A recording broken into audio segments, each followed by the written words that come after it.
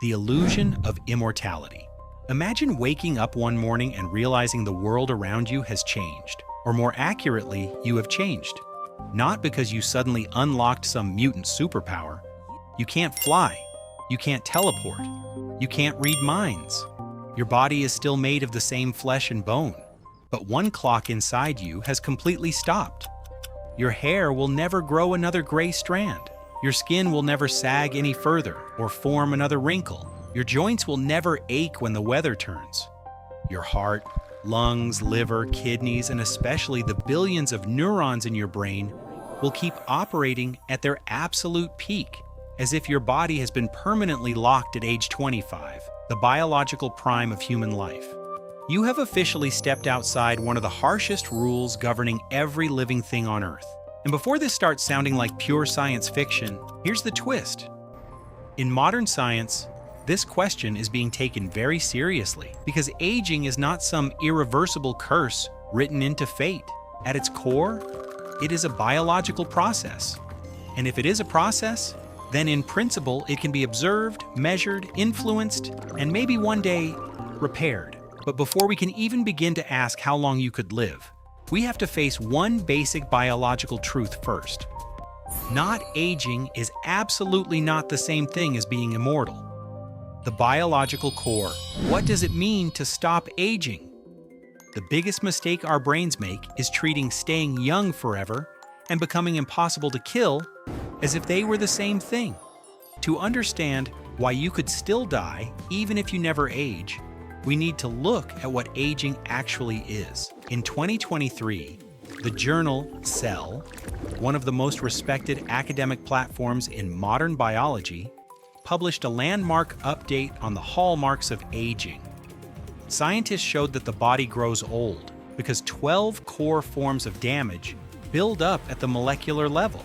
These include long-term DNA damage, the shortening of chromosome-protecting caps known as telomeres, disruptions in the epigenetic system, and the buildup of so-called senescent cells, basically zombie cells that refuse to die and instead stay behind, releasing toxic signals that drive chronic inflammation throughout the body. Now imagine that future medicine has reached its peak. Through gene therapy, advanced CRISPR-based editing, or even intelligent nanobots, humanity has gained full control over this entire network. Every time a strand of DNA breaks, it is repaired instantly and perfectly. Every time telomeres shorten, the enzyme telomerase is activated to extend them again. Senescent cells are cleared away without a trace. Your immune system is constantly refreshed, kept as sharp as an elite royal guard. Your biological age is officially frozen. The machine inside you is now running perfectly. So what exactly could still stop you from living forever? Brutal mathematics, the eternal dice game of fate. The answer doesn't lie in a biology lab. It lies in the office of a mathematician. Welcome to fate's eternal dice game. When we age naturally, death follows a countdown clock. A human being's chance of dying rises exponentially with each passing year, a mathematical pattern known as the Gompertz-Makeham law. You know that sooner or later, somewhere around 80 to 100 years old, that clock will strike because the machinery inside you has started to wear down. But once your biological age is frozen, that rule breaks.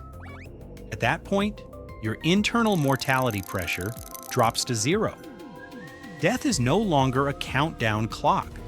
It becomes a single event. Every year you stay alive, fate rolls a die. If that die lands on the side marked death, you die. And what does that side represent? External causes, a catastrophic car crash, a plane falling out of the sky, a major earthquake, or some future superbug resistant to every drug we have. Now apply the law of large numbers from probability theory. Let's say your chance of suffering a fatal accident in any given year is only 1 in 1,000, or 0.1%. An extremely small risk. If you only live 80 years, you can probably avoid it. But if you live 1,000 years, that die gets rolled 1,000 times.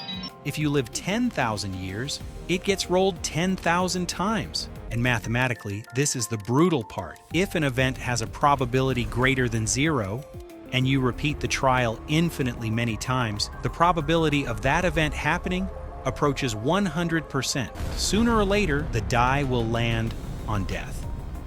You do not die because your cells wear out. You die because time itself keeps accumulating risk.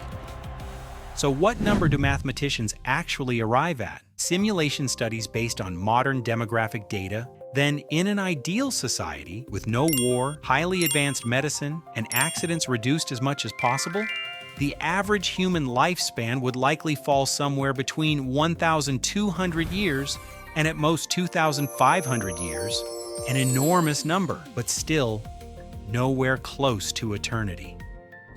The ultimate limits, when immortality becomes a nightmare.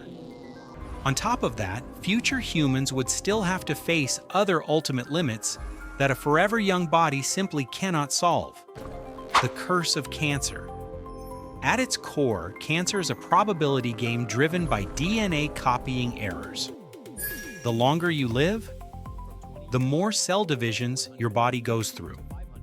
And no matter how good your repair systems are, if your immune system lets its guard down just once over the course of 2,000 years and misses a mutated cell, biological immortality could instantly turn into a cellular catastrophe of uncontrolled cancer growth. The storage limit of the brain. Our brains are not hard drives with infinitely expandable storage. They store memory through synaptic connections. If you lived for 500 years and accumulated millions of experiences, would your brain eventually become overloaded? Would you be forced to forget everything from your first 100 years just to make room for the present? And if that happens, if your memories, beliefs, and personality have all changed completely, would that 500-year-old version still truly be you? At that point, immortality would not preserve your identity. The deadlock of society. Imagine a world where 200-year-olds still look young and continue to hold most of the power, wealth, and experience. New generations would have almost no chance to rise, replace them, or reshape the future. Society could sink into permanent stagnation. The value of being finite. In the end, science takes us on a long journey, only to bring us back to one of the oldest philosophical questions of all. What is the true nature of life? If science ever succeeds in freezing the aging process, then maybe we really could reach lifespans measured in thousands of years.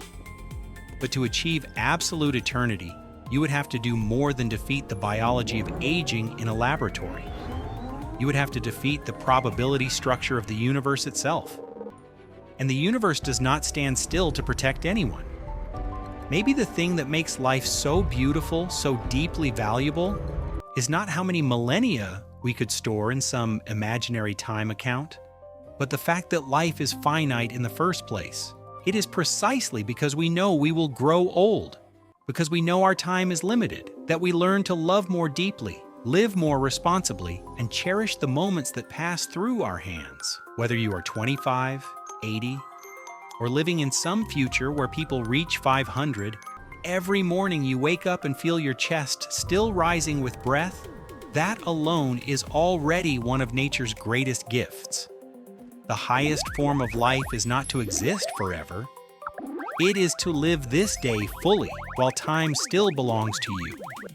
So if you had the chance to freeze your age forever, would you choose it? Let me know in the comments. And if you enjoyed this video, don't forget to like and subscribe Wiki Wonder so we can keep exploring humanity's biggest mysteries together.